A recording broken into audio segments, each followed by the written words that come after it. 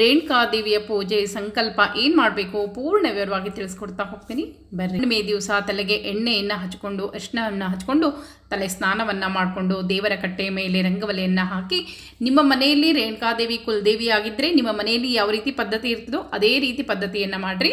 ನಾ ಹೇಳಿದಂಥ ಸಂಕಲ್ಪ ಮಾಡಿ ಪೂಜೆಯನ್ನು ಮಾಡಿರಿ. ಇನ್ನು ಯಾರ ಮನೆಯಲ್ಲಿ ಕುಲದೇವಿ ಅಲ್ಲ ಅನ್ನೋರು ಕೂಡ ನನಗೆ ನನ್ನ ಸಂಕಷ್ಟಗಳೆಲ್ಲವೂ ಕಳೆದು ಹೋಗಲಿ ಅಂತ ಅನ್ನೋರು ಆಕೆಯನ್ನು ನೆನೆಸಿ ಪೂಜೆಯನ್ನು ಸಹ ಮಾಡ್ಬೋದು. ಒಂದು ದೀಪವನ್ನು ಹಚ್ಚಿಟ್ಟು ಅಂದರೆ ಅದರ ಮುಂದೆ ರಂಗವಲ್ಲಿಯನ್ನು ಹಾಕಿ ಅದನ್ನೇ ರೇಣುಕಾದೇವಿ ಸಾಕ್ಷಾತ್ ದೇವಿಯ ಸ್ವರೂಪ ಅಂಥೇಳಿ ಆ ದೀಪವನ್ನು ಇಡೀ ದಿವಸ ಅಖಂಡವಾಗಿ ದೀಪ ಇರಬೇಕು. ಆ ದೀಪಕ್ಕೆ ಅರಿಶಿಣ ಕುಂಕುಮ ಅಕ್ಷತೆಯನ್ನು ಇರಿಸಿ ಗೆಜ್ಜೆ ವಸ್ತ್ರ ಇರಿಸಿ ಅಲ್ಲೇ ಪೂಜೆಯನ್ನು ಮಾಡಿ ಅಡುಗೆ ನೈವೇದ್ಯವನ್ನು ಸಹ ಮಾಡ್ಬೋದು. ಆಕೆ ನೆನೆದವರ ಮನದಲ್ಲಿ ಎಲ್ಲರ ಮನದಲ್ಲಿಯೂ ಇರ್ತಾಳಂತ.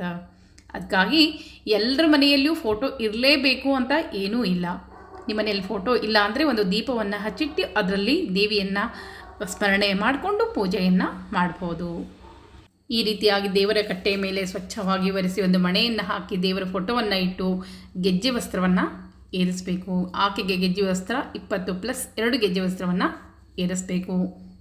ಇವತ್ತು ಭಾರತ ಹುಣ್ಣಿಮೆ ದಿವಸ ಮಾಡುವಂಥ ಸಂಕಲ್ಪ ಪೂಜಾ ಸಂಕಲ್ಪವನ್ನು ಹೇಳ್ತೀನಿ, ಕೇಳಿ ಅಕ್ಷತೆಯನ್ನು ಬಿಟ್ಟು ನಂತರ ಪೂಜೆಯನ್ನು ಮಾಡ್ಬೋದು. ಕೈಯಲ್ಲಿ ಅಕ್ಷತೆ ನಾಣ್ಯ ಒಂದು ಹೂವನ್ನು ಹಿಡ್ಕೊಳ್ರಿ. ಏವಂ ಗಣವಿಶೇಷ ವಿಶಿಷ್ಟಾಯಾಂ ಶುಭತಿತೌ ಅಸ್ಯ ಯಜಮಾನಸ್ಯ, ನಿಮಗೆ ಗೋತ್ರ ಗೊತ್ತಿದ್ದರೆ ಹೇಳ್ಬೋದು, ರಾಶಿ ನಕ್ಷತ್ರ ಗೊತ್ತಿದ್ದರೆ ಹೇಳ್ಕೊಬೋದು.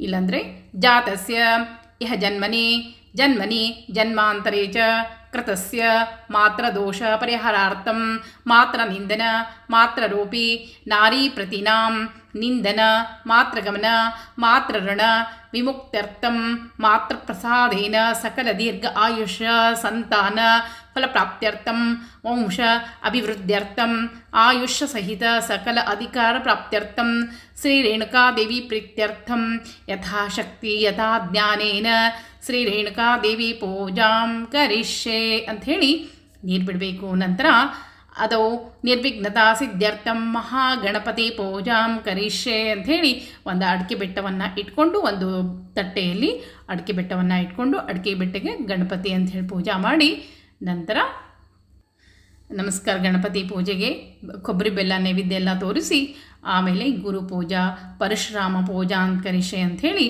ಬಿಟ್ಟು ನೀವು ಪೂಜೆಗೆ ಇಟ್ಕೊಂಡಿರುವಂಥ ಕಲಶವನ್ನು ಪೂಜೆ ಮಾಡಿಕೊಳ್ಬೇಕು. ಅದರಲ್ಲಿ ಗಂಗೆ ಚಮನೆ ಚೈವ ಗೋದಾವರಿ ಸರಸ್ವತಿ ನರ್ಮದೆ ಸಿಂಧು ಕಾವೇರಿ ಜಲಸ್ಮಿನ್ ಸನ್ನಿಧಿಂ ಕುರು ಅಂಥೇಳಿ ಎಲ್ಲ ಗಂಗೆಯರನ್ನು ಅದರಲ್ಲಿ ಆಹ್ವಾನ ಮಾಡ್ಕೊಳ್ಬೇಕಾಗ್ತದೆ. ನಂತರ ಆ ನೀರನ್ನು ನಾವು ಪ್ರೋಕ್ಷಣೆಯನ್ನು ಮಾಡ್ಕೊಳ್ಳೋಕ್ಕಿಂತ ಮುಂಚೆ ಅಲ್ಲಿ ಪೂಜೆಗೆ ಏನೇನು ಸಾಮಗ್ರಿಗಳನ್ನ ಇಟ್ಕೊಂಡಿರ್ತಾರೋ ಅದಕ್ಕೆಲ್ಲವೂ ಪ್ರೋಕ್ಷಣೆಯನ್ನು ಮಾಡ್ಕೊಳ್ಬೇಕು. ಅಪವಿತ್ರ ಪವಿತ್ರೋ ವಾ ಸರ್ವತ್ಸಾಂಗತೋಪಿ ವಾ ಸ್ಮರಿತ್ ಪುಂಡರೀಕಾಕ್ಷಂ ಸಭಾ ಅಭ್ಯಂತರ ಶುಚಿ ಅಂತೇಳಿ ಒಂದು ತುಳಸಿ ದಳವನ್ನು ತೆಗೆದುಕೊಂಡು ಎಲ್ಲ ಕಡೆ ನೀರನ್ನು ಪ್ರೋಕ್ಷಣೆಯನ್ನು ಮಾಡಿಕೊಂಡು ನಿಮಗೂ ಕೂಡ ಪ್ರೋಕ್ಷಣೆಯನ್ನು ಮಾಡ್ಕೊಳ್ಬೇಕು. ದೇವಾನಾಂಚ ಸಂಪ್ರೋಕ್ಷ ಪೂಜಾ ದ್ರವ್ಯಾಣಿ ಸಂಪ್ರೋಕ್ಷ ಆತ್ಮಾನಂಚ ಪ್ರೋಕ್ಷಯೇತ ಅಂಥೇಳಿ ಎಲ್ಲ ಕಡೆಗೂ ನೀರನ್ನು ಪ್ರೋಕ್ಷಣೆಯನ್ನು ಮಾಡಿಕೊಂಡ್ರೆ ನಾವು ಸ್ನಾನ ಮಾಡಿ ಬಂದರೂ ಕೂಡ ಆ ಶುದ್ಧೋದಕವನ್ನು ಪ್ರೋಕ್ಷಣೆ ಮಾಡಿಕೊಂಡಾಗ ಮಾತ್ರ ನಾವು ಶುದ್ಧರಾಗ್ತೇವೆ ಅಂಥೇಳಿ. ನಂತರ ಗಣಪತಿಗೆ ಕೈ ಮುಗಿದು ಓಂ ಗಣನಾನ್ ತ್ವಾಂ ಗಣಪತಿಂ ಹವಾಮಹೇ ಕವಿಂ ಕವಿನಾಪವಶ್ರಮಸ್ಮಂ ಜ್ಯೇಷ್ಠರಾಜಂ ಬ್ರಾಹ್ಮಣಸ್ವ ಆನಶ್ವನ್ನೋತಿಭಿಃ ಸೀದ ಸಾಧನಂ ಓಂ ನಮೋ ಭಗವತೆ ಮಹಾಗಣಪತೆ ನಮಃ ಅಂಥೇಳಿ ಎಲ್ಲ ಗಣಪತಿಗೆ ಅಕ್ಷತೆಯನ್ನು ಹಾಕಿ ಆಹ್ವಾನಾರ್ಥಿ ಅಕ್ಷತಾಂ ಸಮರ್ಪಯಾಮಿ, ಆಸನಾರ್ಥಿ ಅಕ್ಷತಾಂ ಸಮರ್ಪಯಾಮಿ, ಪಾದಯೋಪಾದ್ಯಂ ಸಮರ್ಪಯಾಮಿ, ಹಸ್ತಯೋಮುಖೆ ಆಚಮನೀಯಂ ಸಮರ್ಪಯಾಮಿ. ಎಲ್ಲವನ್ನ ಷೋಡಶ ಪೂಜೆಯನ್ನು ಮಾಡಿ ಗೆಜ್ಜೆ ವಸ್ತ್ರ ಇರಿಸಿ ನಂತರ ಗಣಪತಿಗೆ ಕೊಬ್ಬರಿ ಬೆಲ್ಲವನ್ನು ನೈವೇದ್ಯ ತೋರಿಸ್ಬೇಕು. ನಂತರ ಪರಶುರಾಮ ಸ್ಮರಣೆಯನ್ನು ಮಾಡಿಕೊಳ್ಬೇಕು. ಪರಶುರಾಮರಿಗೆ ಕೈ ಮುಗಿದು, ಯಾಕಂದರೆ ರೇಣುಕಾಂಬ ಪುತ್ರ ಸಾಕ್ಷಾತ್ ವಿಷ್ಣುವಿನ ದಶಾವತಾರಗಳಲ್ಲಿ ಒಂದು ಅವರು ಭೂಭಾರ ಹರಣಾರ್ಥವಾಗಿ ಭೂಮಿ ಮೇಲೆ ಅವತಾರವನ್ನು ತಾಳಿದಂಥ ಆ ಪರಶುರಾಮರನ್ನ ಸ್ಮರಣೆ ಮಾಡಿಕೊಳ್ಬೇಕು. ಮತ್ತು ಜಮದಗ್ನಿ ಋಷಿಯನ್ನು ಸ್ಮರಣೆ ಮಾಡಿಕೊಳ್ಬೇಕು. ಅಂದರೆ ಕೇವಲ ರೇಣುಕಾದೇವಿಯನ್ನು ಮಾತ್ರ ಅಲ್ಲ, ಆಕೆಯ ಸಹ ಪರಿವಾರವನ್ನು ಸಹ ನಾವು ಪೂಜೆಯನ್ನು ಮಾಡಬೇಕಾಗ್ತದೆ. ಅಂದರೆ ಮಾತ್ರ ನಮಗೆ ಫಲ ಸಿಗ್ತದೆ. ಈಗ ಆಕೆಯನ್ನು ಅಂದರೆ ರೇಣುಕಾದೇವಿಯನ್ನು ಅನನ್ಯ ಭಕ್ತಿಯಿಂದ ಧ್ಯಾನವನ್ನು ಮಾಡಿಕೊಳ್ಬೇಕು. ಧ್ಯಾನ ಶ್ಲೋಕನ ಹೇಳ್ತೀನಿ, ನೀವು ಕೈ ಮುಗಿದ್ರಿ ಸಾಕು.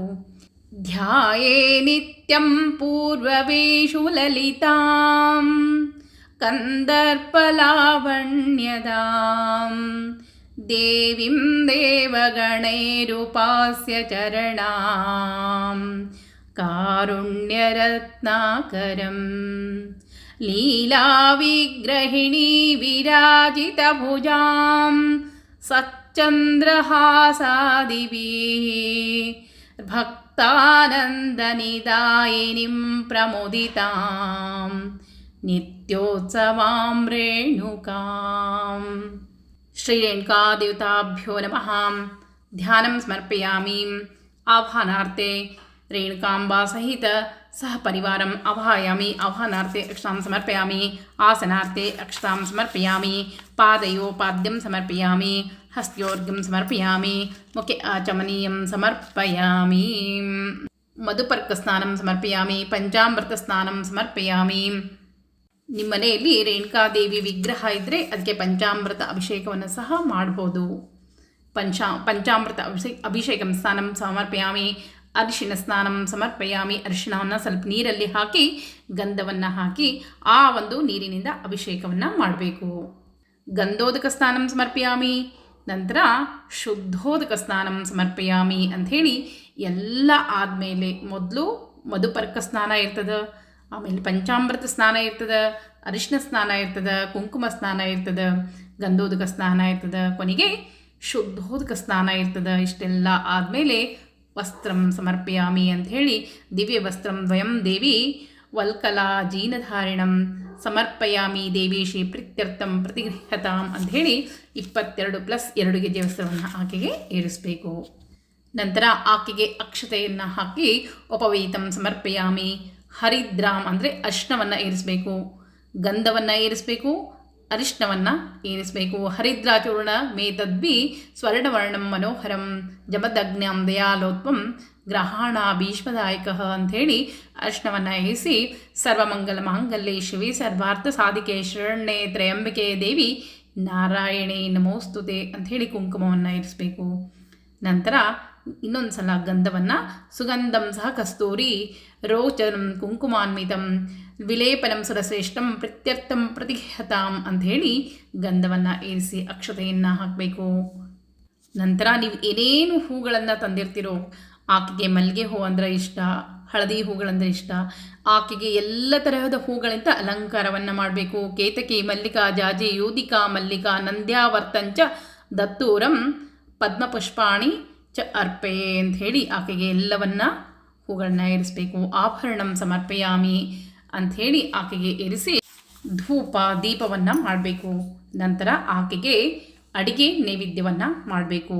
ಅಡುಗೆ ನೈವೇದ್ಯದಲ್ಲಿ ನೀವು ಏನೇನು ಅಡುಗೆಯನ್ನು ಆಕೆಗೆ ಬಹಳನೇ ಇಷ್ಟ ಅಂದರೆ ಹೋಳಿಗೆ, ಗೋಧಿ ಕುಟ್ಟಿದ ಪಾಯಸ ಅಂದರೆ ಬಹಳನೇ ಇಷ್ಟ ಅಂತೆ. ಹೋಳಿಗೆ ಮಾಡಿ ಗೋಧಿ ಕುಟ್ಟಿದ ಪಾಯಸವನ್ನು ಮಾಡಿ, ಬದ್ನಿಕಾಯಿ ಪಲ್ಯ ಕೆಲವೊಂದು ಸಲ ಮಾಡ್ತಾರೆ. ನನ್ನ ತಾಯಿ ಮನೆಯಲ್ಲಿ ಕುಲದೇವರು ರೇಣುಕಾಂಬಾದೇವಿ. ಇದನ್ನೆಲ್ಲವನ್ನು ನಾನು ನೋಡ್ಕೊಂಡಿದ್ದೆಲ್ಲ ಇವತ್ತು ನಾನು ನಿಮಗೆ ಹೇಳಲಿಕ್ಕೆ ಸಾಧ್ಯ ಆಯಿತು. ಯಾಕಂದರೆ ನಾವು ಚಿಕ್ಕವರಿರಬೇಕಾದ್ರೆ ನನ್ನ ತಾಯಿ ಎಲ್ಲ ಪದ್ಧತಿಯನ್ನು ಮಾಡ್ತಿದ್ರು. ಆ ಪದ್ಧತಿ ಇವತ್ತಿಗೂ ಕೂಡ ನನ್ನ ತಲೆಯಲ್ಲಿ ಅಚ್ಚ ಹಾಕಿದಂಗೆ ಉಳಿದ್ಬಿಟ್ಟದ. ಅದಕ್ಕಾಗಿ ನೀವು ಎಷ್ಟು ದೇವರು ಧರ್ಮ ಆಚರಣೆಯನ್ನು ಮಾಡ್ತೀರೋ ನಿಮ್ಮ ಮಕ್ಕಳು ಅದನ್ನು ನೋಡಿ ಕಲಿತಾರೆ. ಧೂಪ ದೀಪ ನೈವೇದ್ಯ ಆರತಿ ಎಲ್ಲವನ್ನು ಮಾಡಿ ಪ್ರದಕ್ಷಿಣ ನಮಸ್ಕಾರವನ್ನು ಮಾಡಿಕೊಂಡು ನಂತರ ಪೂಜಾ ಸಮರ್ಪಣವನ್ನು ಮಾಡಬೇಕು. ಇನ್ನು ನೀವು ದೀಪವನ್ನು ಇಟ್ಟು ಪೂಜೆ ಮಾಡಲಿಕ್ಕೆ ಬೇಡ ಅನಿಸಿದರೆ ಕಲಶವನ್ನು ಸಹ ಇಟ್ಟು ಪೂಜೆಯನ್ನು ಮಾಡ್ಬೋದು. ಕಲಶದಲ್ಲಿ ರೇಣುಕಾದೇವಿಯನ್ನು ಆಹ್ವಾನ ಮಾಡಿಕೊಂಡು ಪೂಜೆಯನ್ನು ಮಾಡ್ಬೋದು. ನಂತರ ಒಂದು ವಿಶೇಷವಾಗಿರುವಂಥ ಸ್ತೋತ್ರವನ್ನು ಹೇಳ್ಕೊಡ್ತೀನಿ.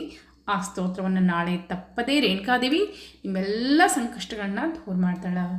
ಮುಂದಿನ ವಿಡಿಯೋದಲ್ಲಿ ಆ ಸ್ತೋತ್ರವನ್ನು ಹೇಳ್ಕೊಡ್ತೀನಿ. ಮತ್ತೆ ಮುಂದಿನ ವಿಡಿಯೋ ಸಿಗ್ತೀನಿ. ನಮಸ್ಕಾರ.